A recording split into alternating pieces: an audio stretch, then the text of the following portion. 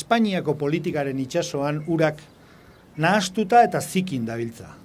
Eta han egon baldin badaude ere, badaude zenbait arrain multzo handi korrentearen arabera dabiltzanak. Oaintxe eskerrera, oaintxe eskubira, olatuen arabera. Eta horiek arraina hundiak dira sarritan. Arraina hundien asmoa arrain txikia jatea izaten da.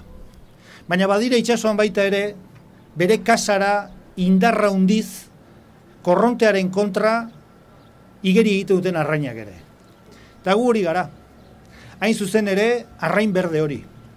Korrontearen kontra, berzentralizazioaren, espainolizazioaren eta inposaketaren kontra, korrontearen kontra doan arraina. Bere bidea egin nahi duen arraina.